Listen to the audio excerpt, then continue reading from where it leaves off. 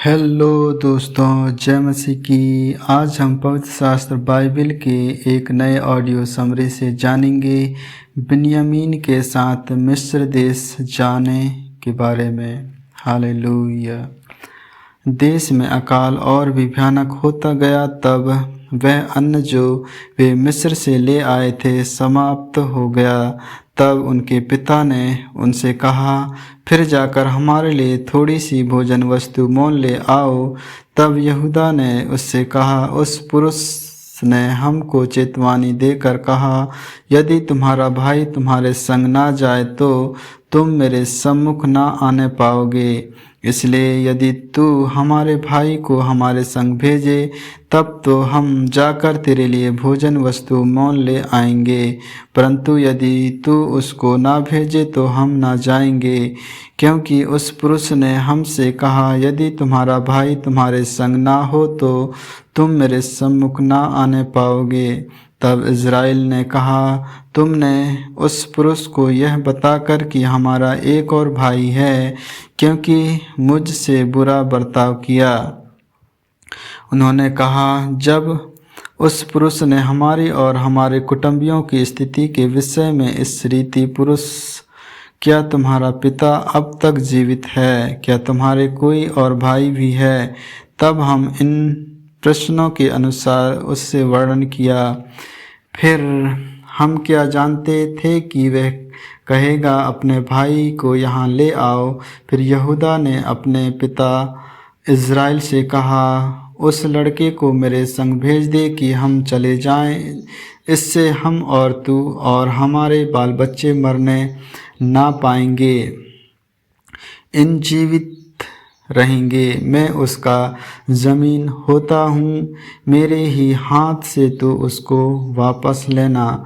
यदि मैं उसको तेरे पास पहुँचाकर सामने ना खड़ा करूँ दूँ, तब तो मैं सदा के लिए तेरा अपराधी ठहरूँगा।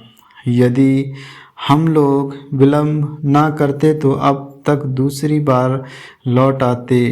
तब उनके पिता इज़राइल ने उससे कहा, यदि सचमुच ऐसी ही बात है तो यह करो, इस देश की उत्तम उत्तम वस्तुओं में से कुछ कुछ अपने बोरों में उस पुरुष के लिए भेंट ले आओ, जैसे थोड़ा सा बलसान और थोड़ा सा मधु और कुछ सुगंध द्रव्य और गंधरस, पिस्ते और बादाम। फिर अपने अपने साथ दूना रुपया ले जाओ, और जो रुपया तुम्हारे बोरों के मुंह पर रखकर लौटा दिया गया था उसको भी लेते जाओ।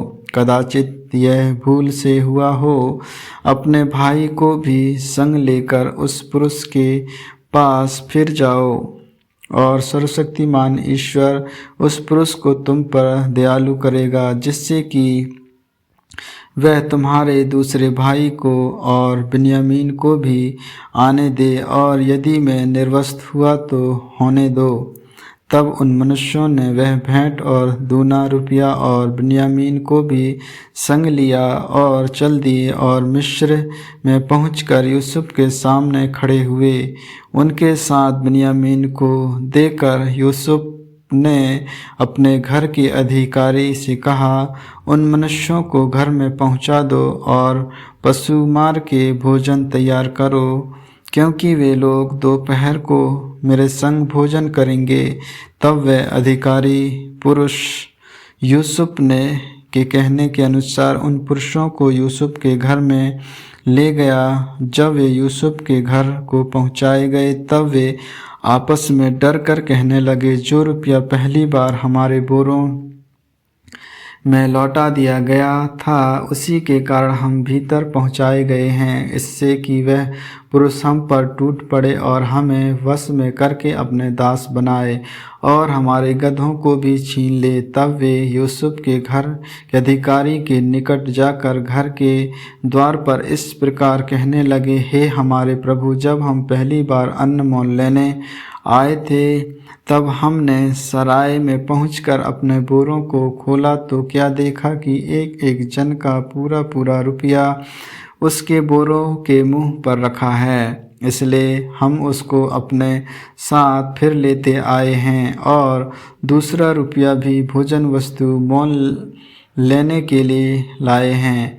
हम नहीं जानते कि हमारा रुपया हमारे बोरों में किसने रख दिया था।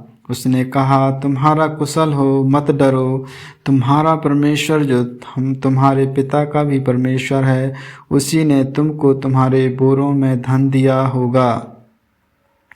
तुम्हारा रुपया तो मुझको मिल गया था। फिर उसने सीमोन को निकाल कर उसके संग कर दिया।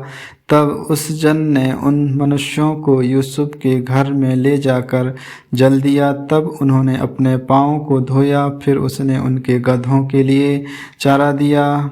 तब यह सुनकर कि आज हमको यहीं भोजन करना होगा, उन्होंने यूसुफ के आने का समय तक अर्थात दोपहर तक उस भेंट को इकट्ठा कर रखा। जब यूसुफ घर आया तब वे उस भेंट को जो उसके हाथों में थी उसके सम्मुख घर ले गए और भूमि पर गिरकर उनको दंडवत किया।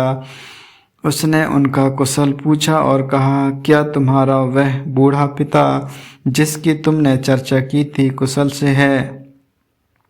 क्या वह अब तक जीवित है? उन्होंने कहा, हाँ, तेरा दास हमारा पिता कुशल से है और अब तक जीवित है। तब उन्होंने सिर झुकाकर फिर दंडवत किया। तब उसने आंखें उठाकर और अपने सगे भाई बिन्यामीन को देखकर पूछा, क्या तुम्हारा वह छोटा भाई जिसकी चर्चा तुमने मुझसे की थी यही है? फिर उसने कहा, हे मेरे पुत्र, परमेश्वर तुझ पर अनुग्रह करे। तब अपने भाई के स्नेह से मन भर आने के कारण और यह सोचकर कि मैं कहाँ जाकर रहूं, यूसुफ तुरंत अपनी कोठरी में गया और वहाँ रो पड़ा। फिर अपना मुंह धोकर निकल आया और अपने को शांत कर कहा, भोजन परोसो। तब उन्होंने उसके लिए तो अलग और भाइयों के लिए भी अलग और जो मिस्री उसके संग खाते थे उनके लिए भी अलग भोजन परोसा, इसलिए कि मिस्री इब्रियों के साथ भोजन नहीं कर सकते, वरन मिस्री ऐसे करना घृणित समझते थे। और यूसुफ के भाई उसके सामने बड़े बड़े पहले और छोटे छोटे और पीछे अपनी अपनी अवस्था के अनुसार क्रम से बैठाए गए। यह देख वे विस्मित होकर एक दूसरे की ओर देखने लगे। तब यूसुफ अपने सामने से भोजन वस्तुएं उठा के उनके पास भेजने लगा और बिन्यामीन को अपने भाइयों से 5 गुणा भोजन वस्तु मिली। इस प्रकार उन्होंने उसके संग मन माना खाया पिया। आमीन आमीन। प्रभु इन्हीं वचनों को सुनने के द्वारा परमेश्वर आप सबों को आशीष दे। आगे के और भी ऑडियो समरी सुनने के लिए Bible story audio Hindi channel को लाइक, सब्सक्राइब और बेल आइकन को दबाएं। सभी प्रिय भाई बहनों को जय मसीह की।